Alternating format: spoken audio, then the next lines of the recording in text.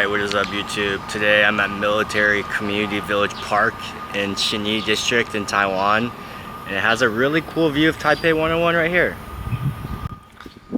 But in today's video, I want to talk about what it's like growing up Asian American and reflecting back on why I wanted to be white so badly growing up. As I think about it, wanting to be white growing up, I think there might be 3 reasons. So for context, I'm what you would call a banana. Somebody that looks really Asian on the outside but is white on the inside.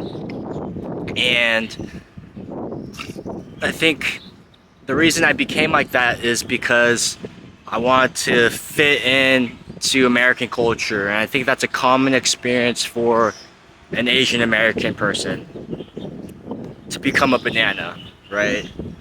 And for context on my background, I grew up in Redwood City, California, which is in the peninsula in the Bay Area, right? And I grew up with a very diverse group of people. You know, I grew up with Indians, East Asians, white people, Hispanics, you know, basically every race you can think of, you know, I grew up with them. But mainly, I'd say I hung out with a lot of white people and Asians.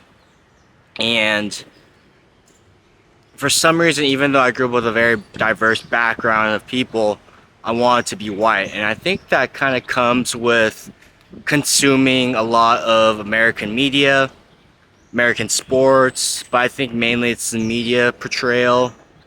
You know, watching movies like, you know, Tom Cruise, Daniel Craig as James Bond. It always felt, or what I watched on TV was the white guy would be the cool guy, the main character, the protagonist that would save the day. And usually when you would see an Asian person on TV, it would be, you know, maybe Jackie Chan. He's really good at Kung Fu, but he has like a thick Chinese accent. Or it would be some nerdy Asian dude that's really good at math. You would never see the protagonist be an Asian in a movie. It would usually be some kind of gimmick, like he would have to be really good at Kung Fu, really good at math, really nerdy to be able to make it on TV, and that's just how Hollywood portrayed Asian people. So it made me not want to be Asian because I didn't really resonate with those characters. I'm not super good at Kung Fu. I'm not from China where I have a really thick Chinese accent. So that made me feel like I didn't really resonate with anything. And I was like, I kind of want to be like this white guy that's really cool at saving the day. And I think that was one reason that contributed to me wanting to be a banana or just like a white person. And then I think number 2 was you could see my eyes, right? They're monolid eyes, so they are smaller. They don't have a double eyelid. And growing up, that would be an easy target for kids to make fun of me, right? They would just say I could blind you with a piece of floss, things like that. And that also made me not want to be Asian because people would just make fun of my appearance just because of my eyes. And that didn't feel good either. And then I think third, there would just be slight racial remarks from obviously kids, also even adults. I remember one instance in high school, the school bus driver, he called me Hua Chi Kwan. He didn't even know my name, he just threw out an Asian name and called me it. And that didn't feel good either. So I think that a lot of those combinations or factors in my growing up led me to wanting to be as white as possible. And then, you know, fast forward to here, for me being in Taiwan, you know, I'm reconnecting with my culture, being around a bunch of Asian people because I'm half Chinese and half Taiwanese. So it's cool to, you know, see a lot of people look like you, and you know, all the billboards are Asian people. It's gonna be pretty rare somebody's gonna make fun of my eyes because a lot of people have the same eyes as me. So it's just nice where everybody is similar on the surface level, where I can kind of just like blend in. I mean, I still do blend in America, but in some sense, like, you know, I just look like everybody, feel like everybody, or mainly look like everybody. But the thing is, you know, I'm really Asian on the outside, but obviously on the inside, like I could barely speak Mandarin. I can understand basic phrases. I would say that I am illiterate. I mean, I can read very basic characters, but maybe I can read like 1 to 10. So like when I go to 7-Eleven, people speak to me in Mandarin because they think because they think I can speak, right? And that's like the identity crisis of being Asian American, right? When you are in an Asian country, you look super Chinese. People assume that you are Chinese, and then they realize, oh shit, this guy can maybe understand some basic phrases, but he can't speak, he can't read. So it feels like I don't really fit in anywhere, if you will. And it's a interesting, like, weird identity middle ground I'm in, where I don't fit into white culture, even though I've tried to be. I don't fully fit into East Asian culture because I don't know the language, I can't really read and whatnot. And obviously I can still get better at it and still learn and whatnot, but it's not going to be the same as like being ingrained into culture growing up. And I think I finally hit a point of comfortability in my identity when I finally made it to college. So when I went to Oregon State, I had, you know, a diverse group of friends, but then I met a group of Asian Americans, like a whole group of them. And I finally felt like I had a nice little community that fully understood me.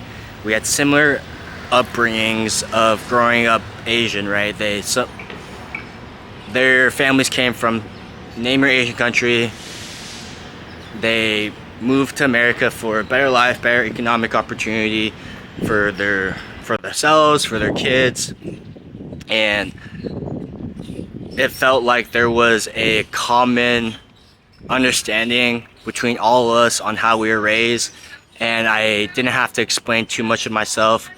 I could feel like I could be myself in this Asian American community. And that's when I've finally started to think, oh, it's honestly pretty cool to be Asian. I've met a lot of people similar to me. I'm not like standing out like a sore thumb. People understand who I am. And I was like, you know what? It's cool being Asian, specifically Asian American. And it took me a while to get to that point, and I think it's also been pretty cool recently. The last, like, I don't know, 7 to 8 years, just Asians in general have been becoming a lot more cool and less stereotyped as a guy really good at Kung Fu, or that has a really thick Chinese accent, or needs to be really good at math to be on TV. I think there have been some big cultural moments like Crazy Rich Asians, Shang-Chi, and I think Asians started to first become really cool with like K-pop, K-dramas, BTS, you know, Jeremy Lin. So there's a lot of different waves in the Asian community. Obviously, like K-pop, K-dramas are like subcultures of Asians or different races, and Crazy Rich Asians. Like, for the sake of this video, I'm gonna group it all into Asians. And I think these cultural moments of seeing Asians in media, even in sports with Shohei Ohtani being the best baseball player in the world, to K-dramas where you're seeing the lead Asian male actor. So this is changing a lot of people's perceptions of what Asians can be. They don't need to just be the guy really good at Kung Fu or really good at engineering and science. Right? He can be the cool guy. He can be athletic. He can be emotional. He can be romantic. So that's just changing the perceptions of Asians.